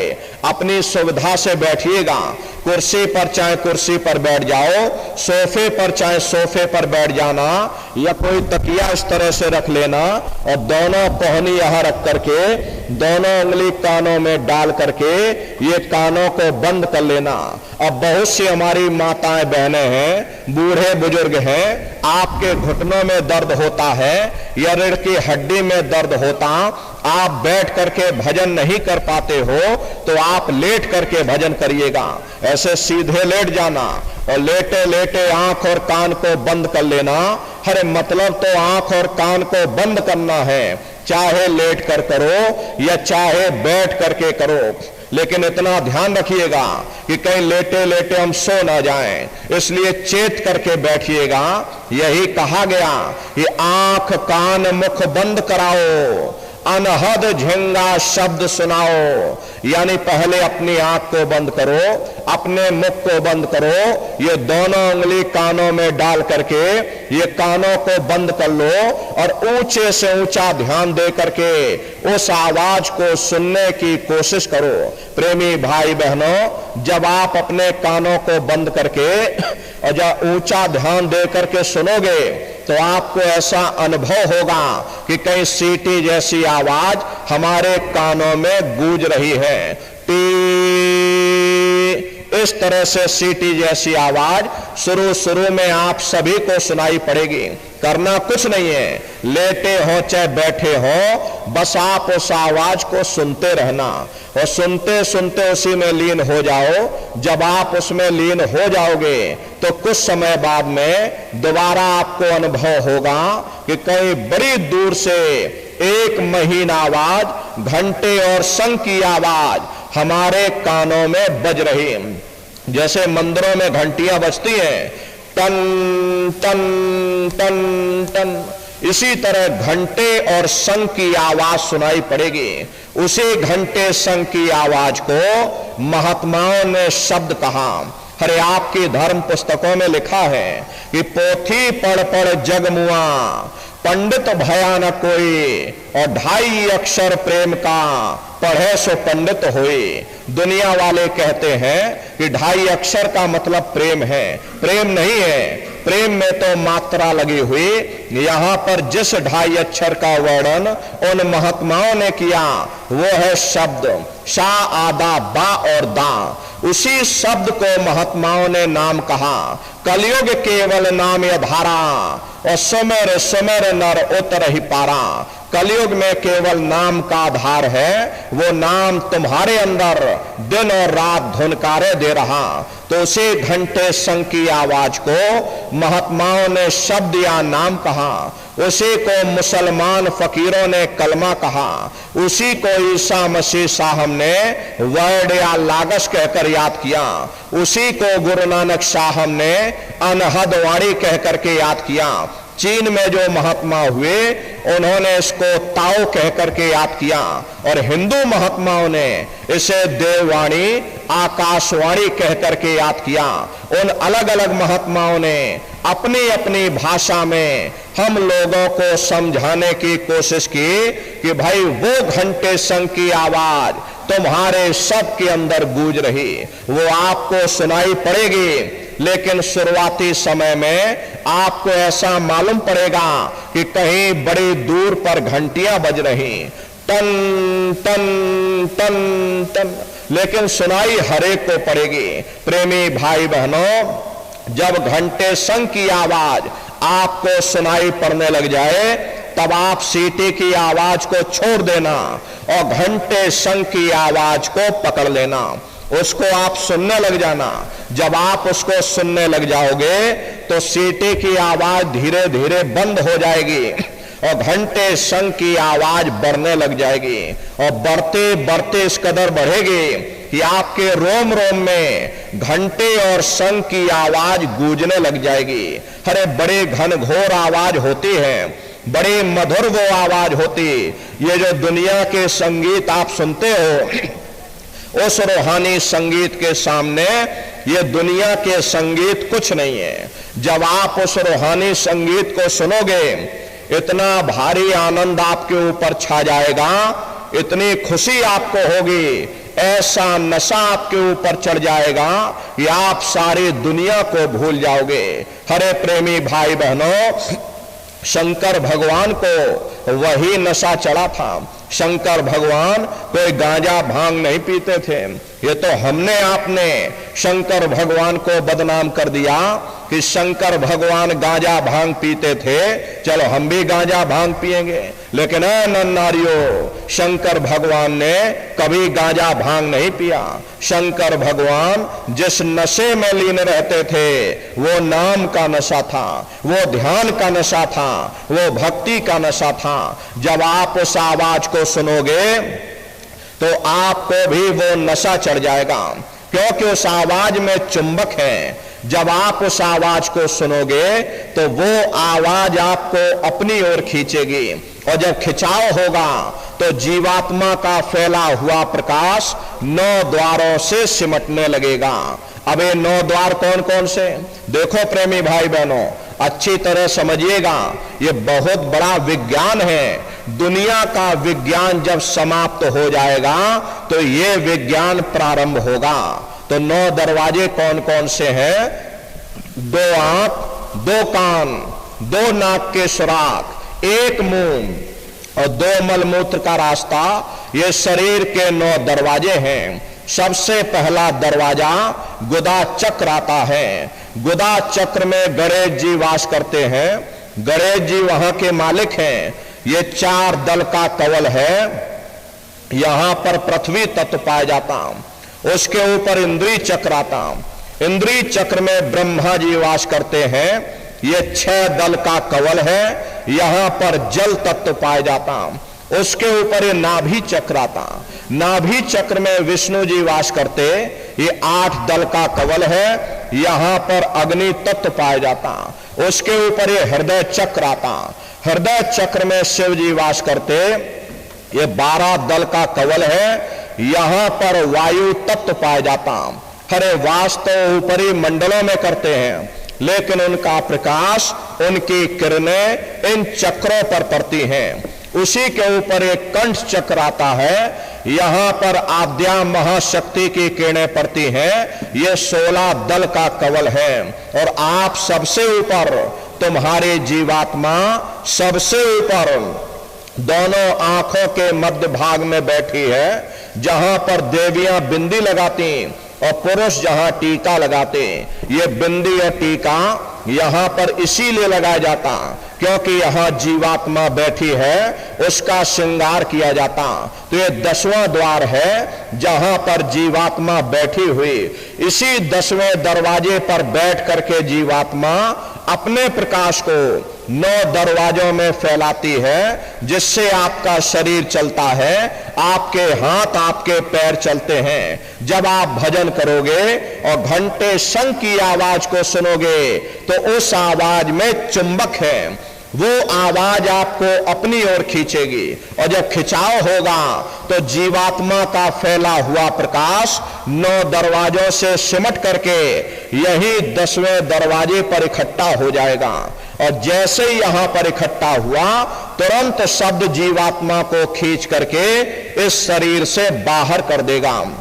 फिर आप अपनी आंखों से देखिएगा कि हमारा शरीर ये है और हम ये खड़े।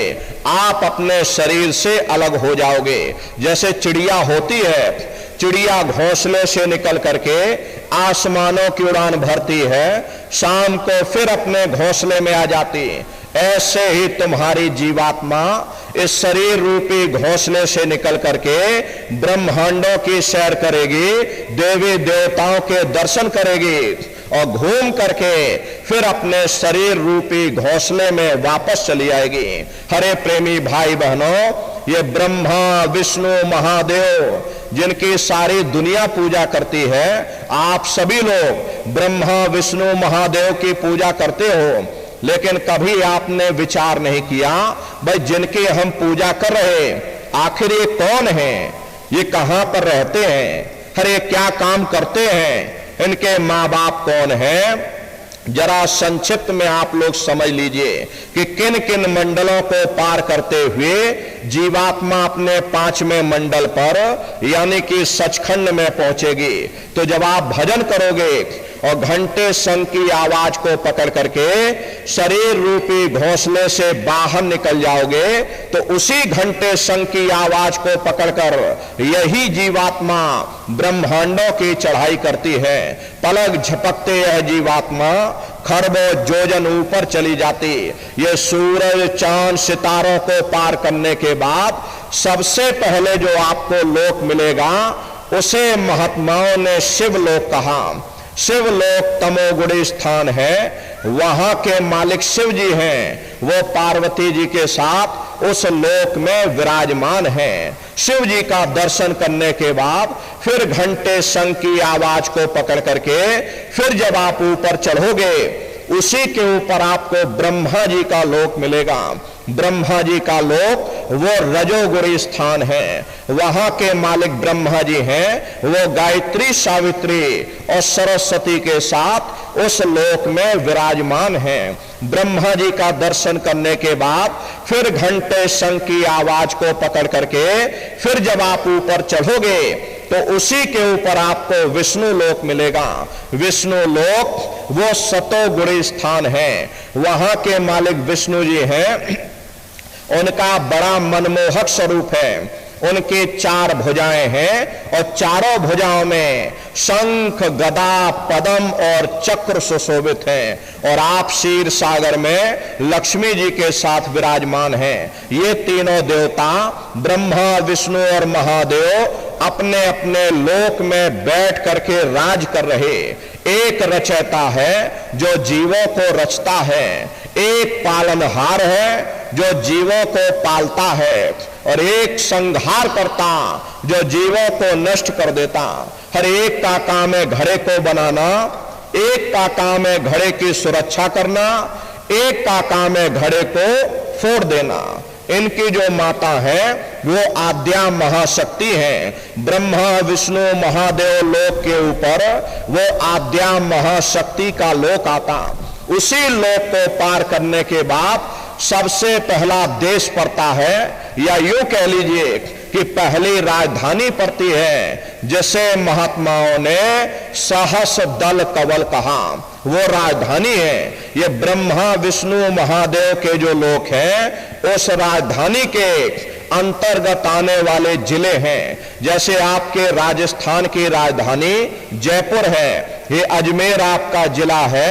इसी तरह प्रेमी भाई बहनों वो सहस दल कबल राजधानी है। राजधानी का जो मालिक है वो निरंजन भगवान है। ये ब्रह्मा विष्णु महादेव ये निरंजन भगवान के ही पुत्र हैं, और ये आद्या महाशक्ति ये निरंजन भगवान की अर्धांगिनी हैं और निरंजन भगवान स्वयं तीनों लोकों के मालिक हैं। उन्हीं को त्रिलोकीनाथ कहा जाता है। हिंदू उन्हीं को परमात्मा कहते, मुसलमान उन्हीं को खुदा कहते, ईसाई उन्हीं को गॉड कहते।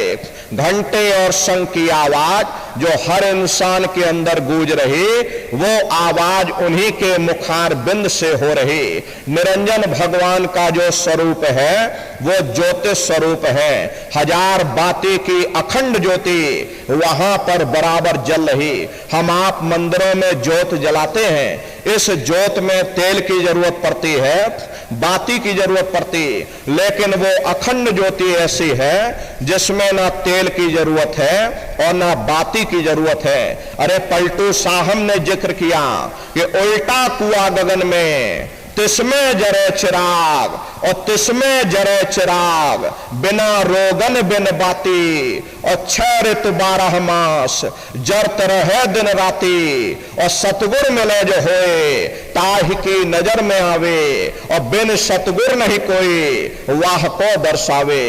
वो अखंड ज्योति ऐसी है जिससे पूरा ब्रह्मांड प्रकाशवान हो रहा। जितनी भी अवतारी शक्तियां आई, राम आए, राम को वहीं से नीचे उतारा गया। इसीलिए उस देश को अयोध्या नगरी भी कहा जाता। और जितने देवी देवता, ब्रह्मा विष्णु महादेव आदि की उत्पत्ति वहीं से हुई। वहां के धनी का दर्शन करने के बाद फिर तुम्हारी जीवात्मा दूसरे मंडल के शब्द को पकड़ करके दूसरे मंडल की चढ़ाई करेगी। श्याम तज श्वेत को गहना और सुरत को तान धुन सुनना और बंक के द्वार धस बैठो और त्रिकुटी जाए कर लेना। उसी के ऊपर दूसरा देश आता जिसे महात्माओं ने त्रिकुटी देश कहा। वहां के जो मालिक हैं वो ब्रह्म हैं। वहीं से मन और माया की उत्पत्ति हुई। वहीं से 3 गुण, रजोगुण तमोगुण सतोगुण, तीनों गुणों की उत्पत्ति वहीं से हुई। ये जो आपके वेद हैं, वेदों की भी उत्पत्ति उसी स्थान से हुई है। हरे महात्मा कहते हैं कि भाई त्रिकुटी महल में विद्या सारा, घन हर गरजे बजे नगारा और लाल वरण सूरज उजियारा। वहां पर 2 धुने, बादलों की गर्जन और मृदंग की आवाज उस लोक में गूंजती रहती है। जैसे पहले स्थान पर निरंजन भगवान के देश में घंटे और शंख की आवाज गूंजती है, ऐसे दूसरे स्थान पर यानी कि ब्रह्म के देश में बादलों की गर्जन और मृदंग वहां पर बजता रहता। ब्रह्म का जो स्वरूप है लाल वरण सूरज उजियारा।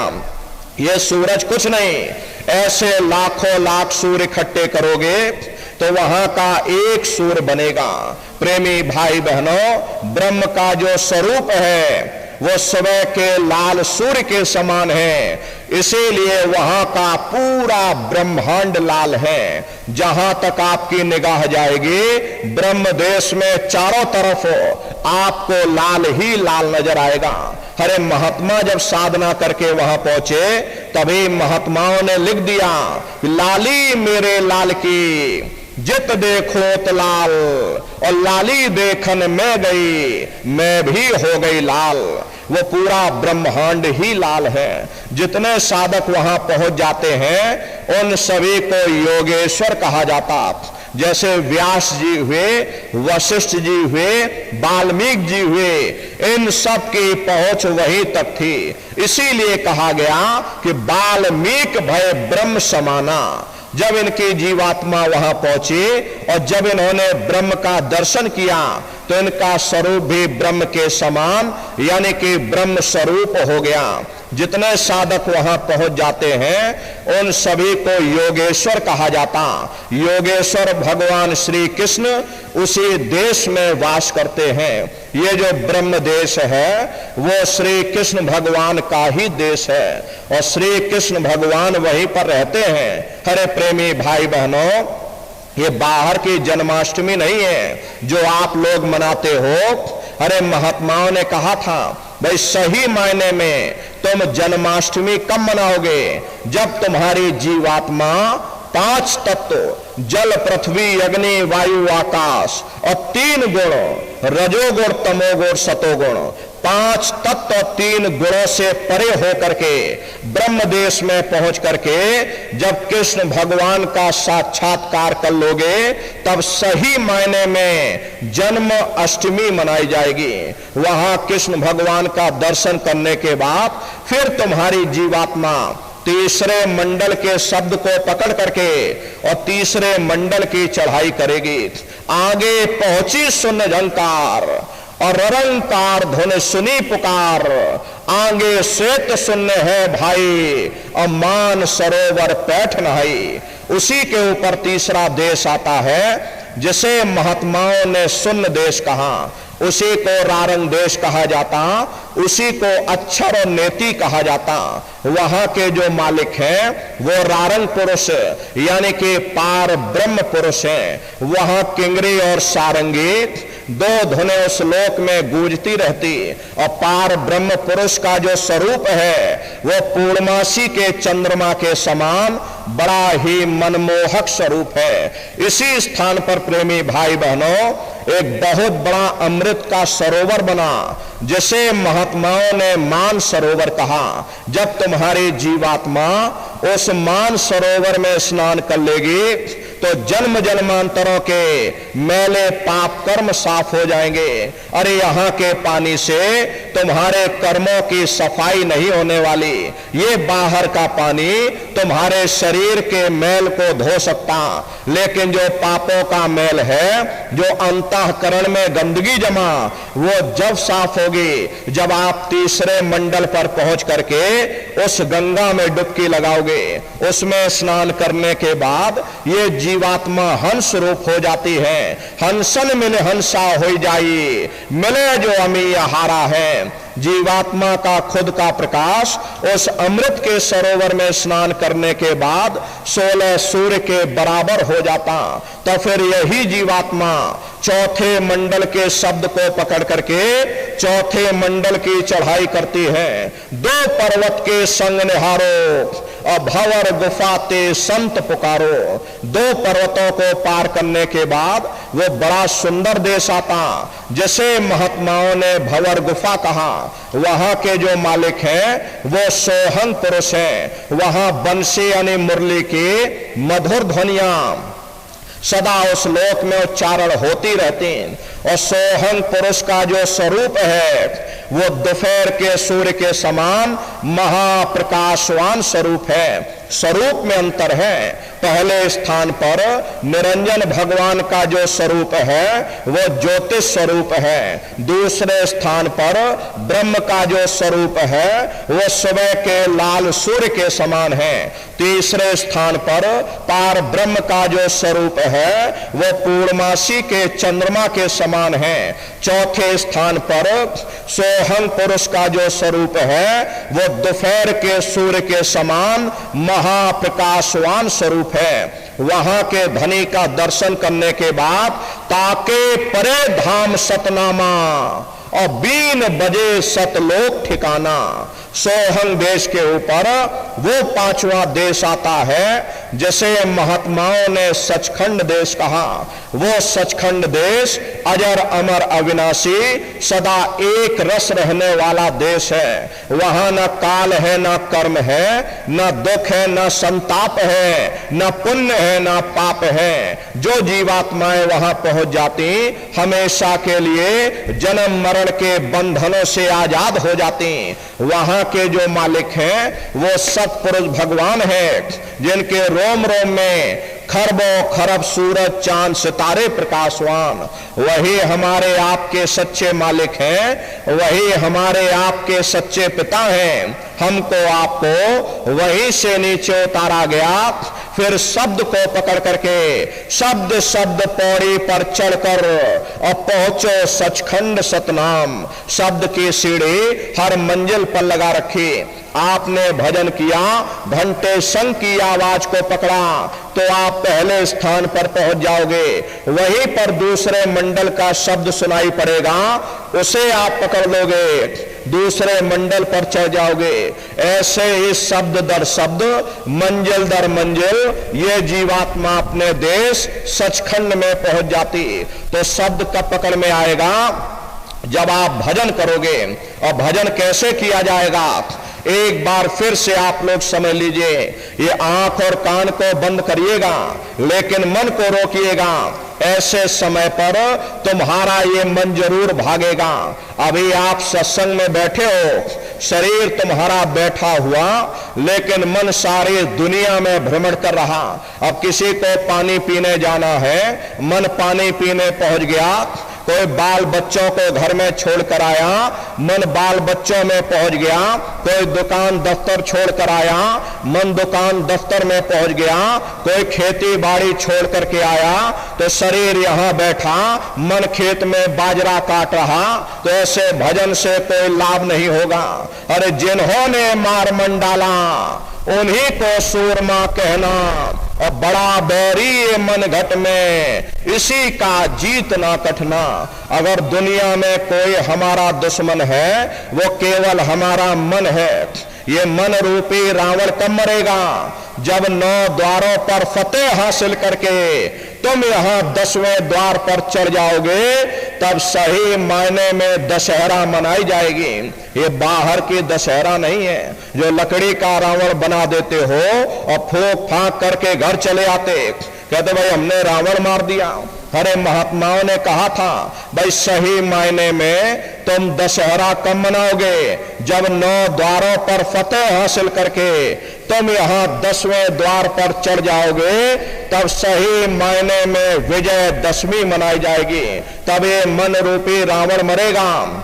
तब तुम्हारी जीवात्मा, अरे इसी जीवात्मा को महात्माओं ने राम भी कहा। अरे आपके धर्म पुस्तकों में लिखा है, एक राम दशरथ का बेटा, एक राम घट घट में लेटा, एक राम का शकल पसारा, एक राम है सबसे न्यारा।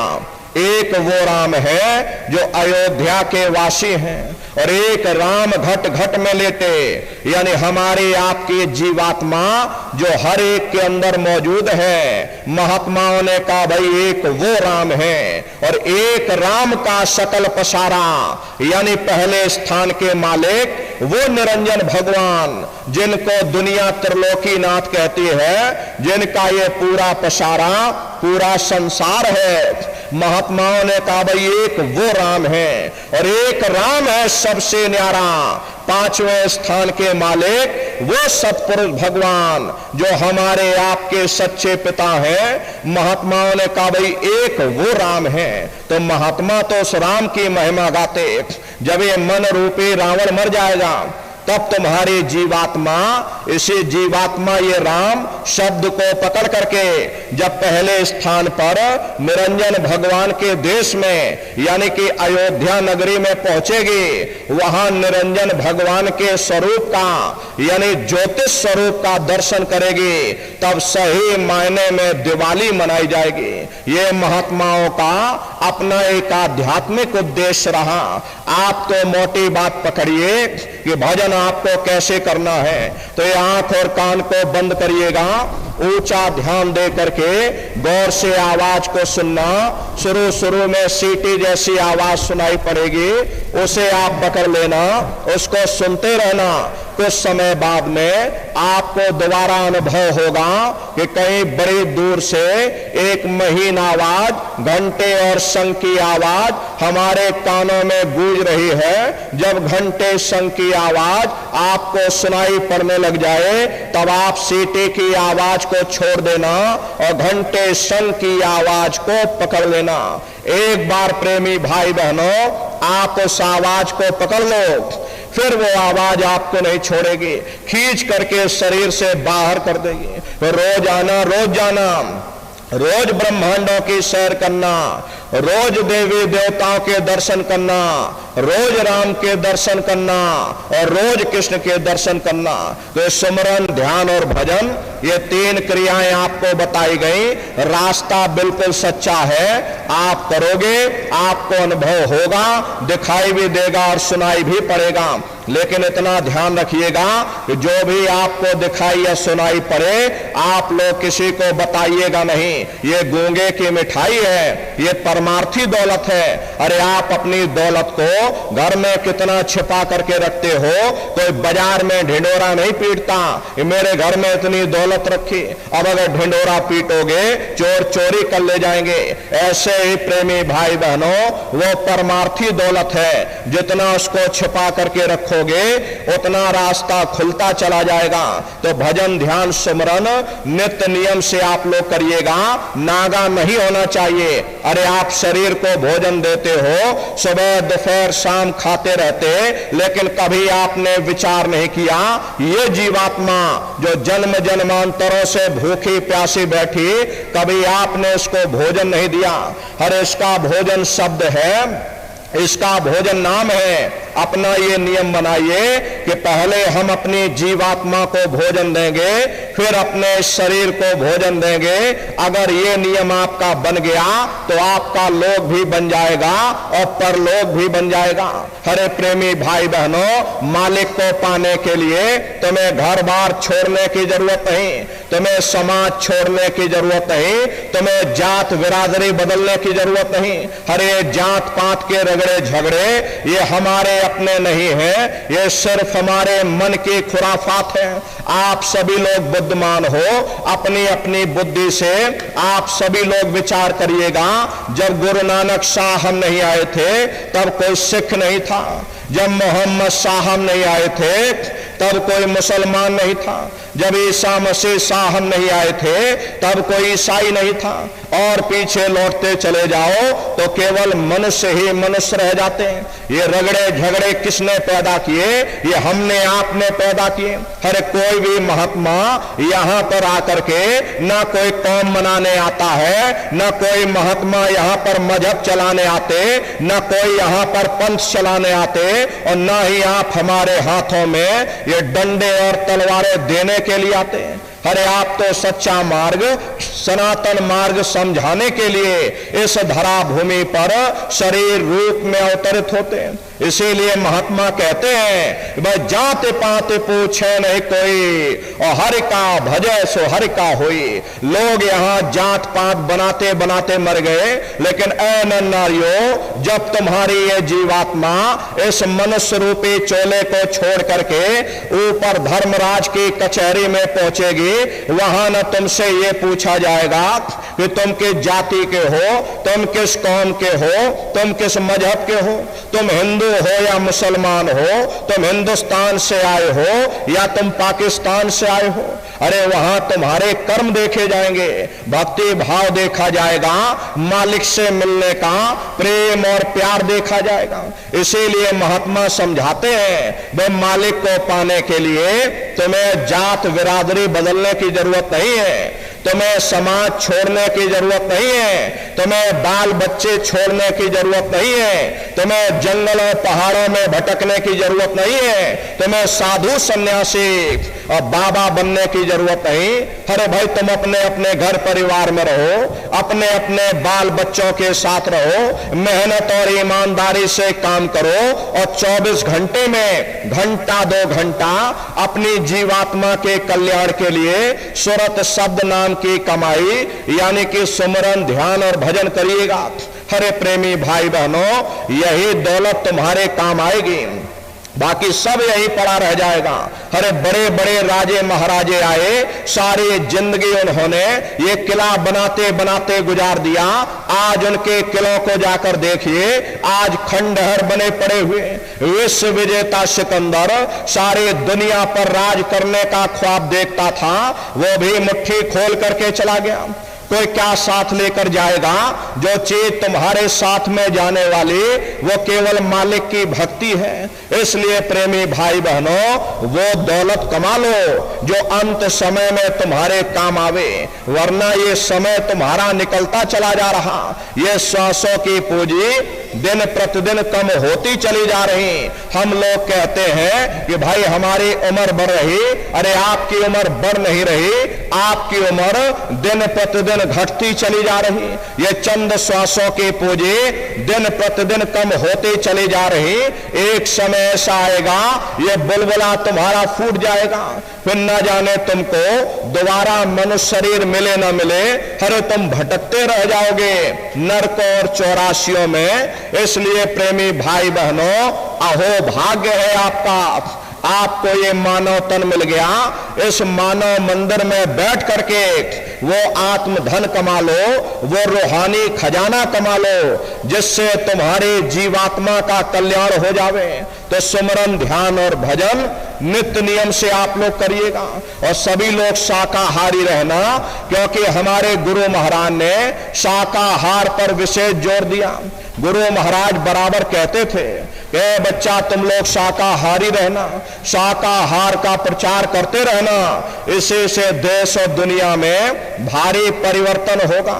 हरे नर नारियों, परिवर्तन कोई कानून बनाने से नहीं होता, परिवर्तन कोई आंदोलन करने से नहीं होता, परिवर्तन कोई तोड़फोड़ करने से नहीं होता। परिवर्तन तब होता है जब लोगों के विचार बदलते हैं, लोगों की भावनाएं बदलती हैं। विचार जब बदलेंगे जब लोगों का खान पान शुद्ध होगा। हर देशी कहावत है, जैसा खाए अन्न और वैसा होए मन। जब इंसान पशुव्रती भोजन करेगा उसकी बुद्धि स्वतः ही पशुओं जैसी हो जाएगी, सोच विचार उसका चिंतन स्वतः ही पशुओं जैसा हो जाएगा। फिर जिस शराब के नशे में माँ बहन बेटे की पहचान खत्म हो जाए, उस शराब को पी करके यह कैसे पता चलेगा कि क्या अच्छा और क्या बुरा है। यही कारण है कि आज घर समाज में दुनिया भर के अत्याचार और दुनिया भर के व्यभिचार फैले हुए। अरे हम लोग मंदिर बनवाते हैं, उन मंदिरों में नहा धो करके जाते हैं, कहते भाई परमात्मा के रहने की जगह है, हमको नहा धो करके जाना चाहिए, फूल अगरबत्ती ले जाना चाहिए। कोई उन मंदिरों में कूड़ा कचरा नहीं डालता। अगर कूड़ा कचरा डालोगे तो आपस में लाठियां चल जाएंगी। फिर ये जो हरि मंदिर है, ये पंच भौतिक शरीर जिसे महात्माओं ने हरि मंदिर कहा, इसमें तुम हाड़ मांस के लोथड़े डालते हो, इसमें तुम शराब के कतरे डालते हो। अपने बनाए हुए ईंट गारे के मंदिर की कद्र करोगे और परमात्मा के बनाए हुए इस हरि मंदिर को तुमने जीते जी कब्रिस्तान बना दिया तो सख्त सजा मिलेगी। हरे महात्माओं ने लिखा है कि तिल भर मच्छी खाई के कोटि गौ दे दान और काशी करवट जा मरे निश्चय नरक निदान। यदि तिल भर भी मच्छी खा करके फिर चाहे कोटान कोट गौओं का दान करो और काशी में जा करके मत्था रगड़ते रगड़ते अपनी पूरी जिंदगी वहां पर गुजार दो, फिर भी तुमको तुम्हारे गुनाहों की सजा मिलेगी, कोई बच नहीं सकता। क्योंकि कर्म भूमि है, यहां तुम जैसे कर्म करोगे वैसा ही फल तुमको मिलेगा। देखिए इस कर्म भूमि पर कृष्ण भगवान तक नहीं बच पाए। उस समय बाली को छिप करके बाण मारा, वही बाली कृष्ण अवतार में बहेलिया बन करके आ गया। कृष्ण भगवान के पैरों में पद्म चमकता था, हिरण की आंख समझ करके और बहेलिए ने निशाना मार दिया। जब पास में आकर के देखा कृष्ण भगवान थे, अफसोस करने लगे, लेकिन कृष्ण भगवान ने उसको समझाया इसमें तुम्हारा कोई दोष नहीं, उस समय हमने तुमको मारा, आज तुमने हमको मार दिया, हमारा तुम्हारा बदला पूरा हो गया। कर्म प्रधान विश्व रच राखा, जो जस करे सो तस फल चाखा। ये कर्मों का ऐसा देश है, यहां तुम जैसे बीज बोगे वैसी ही फसल काटोगे। इसलिए प्रेमी भाई बहनों, आप सभी लोग शाकाहारी रहिएगा। शाकाहार का प्रचार अपने अपने क्षेत्रों में बराबर आप लोग करते रहना। हरे प्रेमी भाई बहनों, ये धर्म का प्रचार है। सतयुग कैसे आएगा, राम राज कैसे आएगा? राम राज कोई भाषण देने से नहीं आने वाला। राम राज जब आएगा जब आप धर्म का प्रचार करोगे, और धर्म का प्रचार करने की जिम्मेदारी हम सभी प्रेमी भाई बहनों की है। क्योंकि हम सभी लोग अपने गुरु के जलाए हुए चिराग हैं। अगर एक एक चिराग एक एक गांव में पहुंच जाएगा, ये पूरा गांव प्रकाशवान हो जाएगा, ये पूरा समाज प्रकाशवान हो जाएगा। इसलिए प्रेमी भाई बहनों, आप सभी लोग धर्म के प्रचार प्रसार में अपना अपना योगदान दीजिएगा।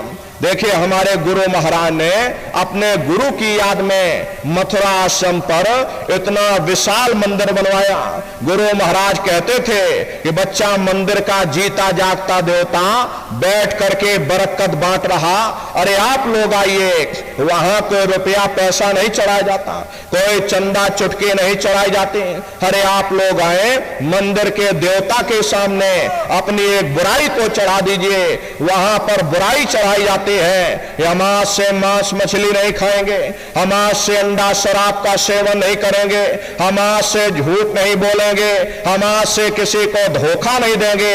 आप अपनी एक बुराई चढ़ा दो, आपकी एक मनोकामना पूरी होगी।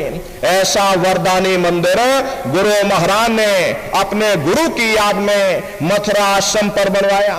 उन्हीं की याद में ये पावन भंडारे का कार्यक्रम 1 दिसंबर से और 5 दिसंबर तक मथुरा आश्रम पर मनाया जाएगा। तारीख आप लोग याद रखिएगा, 1 दिसंबर से और 5 दिसंबर तक ये भंडारे का कार्यक्रम होगा। आप सभी प्रेमी भाई बहन इस भंडारे के अवसर पर सपरिवार पधारिएगा, सादर आमंत्रित है। वो महामानव कुंभ लगेगा, 10 लाख की संख्या में सत्संगी प्रेमी भाई बहन देश के कोने कोने से भंडारे के अवसर पर पधारेंगे। अपना बहुत बड़ा आश्रम है, करीब करीब 5 किलोमीटर के एरिया में अपना आश्रम बना हुआ, वहीं पर एक कार्यक्रम होता है। आपके रहने ठहरने की व्यवस्था, भोजन पानी की व्यवस्था, जिले बाई जिले भंडारे चलाए जाते। हजारों हजार की संख्या में भंडारे चलते हैं। रहने के लिए टेंट राउटी की व्यवस्था की जाती है। प्रेमी भाई बहनों, सभी जिलों के अलग अलग भंडारे, अलग अलग रहने ठहरने की व्यवस्था वहां पर की जाती है। यहाँ के जिम्मेदार लोग होंगे, आप उनसे संपर्क करेंगे, वो आपको लेकर के आएंगे। प्रेमी भाई बहनों, ये भंडारे का महामानव कुंभ लगेगा। तो आप सभी से हमारी प्रार्थना है कि मालिक की दया दुआ बरकत पाने के लिए भंडारे के अवसर पर आप सभी प्रेमी भाई बहन पधारिएगा। प्रेमी भाई बहनों, अपने आश्रम पर बहुत बड़ी गौशाला भी है। गुरु महाराज के पास कुल 2 गाय थी। 2 गायों का इतना बड़ा परिवार है कि आज के समय में करीब करीब 3000 गायें और 3000 सांड होंगे। गौशाला अलग है और नंदीशाला अलग है। किसी को बाहर नहीं भेजा जाता, क्योंकि गुरु महाराज कह करके गए थे कि बच्चा इनको यहीं रखना, अगर बाहर भेज दोगे लोग मार देंगे, काट डालेंगे। तो प्रेमी भाई बहनों, किसी को बाहर नहीं भेजा जाता, जो वहां जन्म लेता वहीं उनकी सेवा पानी की जाती। 2 गायों का इतना बड़ा परिवार, करीब करीब 3000 गायें और 3000 से ऊपर सांड होंगे। प्रेमी भाई बहनों, गौशाला का भी दर्शन करिएगा। अपना अस्पताल भी है, बगल में अपना विद्यालय है, जिसमें 2500 से 3000 बच्चे निःशुल्क विद्या अध्ययन करते हैं। वो गुरु महाराज की कर्म भूमि है और गुरु महाराज की जन्म भूमि जिला इटावा, ग्राम खितौरा में है। प्रेमी भाई बहनों, वहां पर भी भव्य मंदिर बन करके तैयार हो गया। गुरु महाराज की दया कृपा से जैसे मथुरा में मंदिर बना, उसी तरह से गुरु महाराज की जन्म भूमि पर भव्य मंदिर बन करके तैयार हो गया। 10 साल बराबर सेवा चलती रही। आपके मकराना से ही बराबर मार्बल यहां से जाता रहा और धीरे धीरे बनते बनते गुरु महाराज की दया कृपा से गुरु महाराज की जन्म भूमि पर मंदिर बन करके तैयार हो गया। अरे आप लोग पधारिएगा गुरु महाराज की कर्म भूमि पर और गुरु महाराज की जन्म भूमि पर उस महामंदिर का दर्शन करना, दया दुआ बरकत लेना। तो भंडारे का कार्यक्रम 1 दिसंबर से और 5 दिसंबर तक होगा। आप सभी प्रेमी भाई बहन सपरिवार सादर आमंत्रित है। आप लोग पधारिएगा और अपने अपने बच्चों को भी साथ में लेकर के आया करिए। सबसे बड़ी गलती आप लोग यही करते हो ये अकेले अकेले चल पड़ते हो और बताओ बच्चों को सत्संग में नहीं लाते? अरे क्या जरूरत बच्चों को लाने ले जाने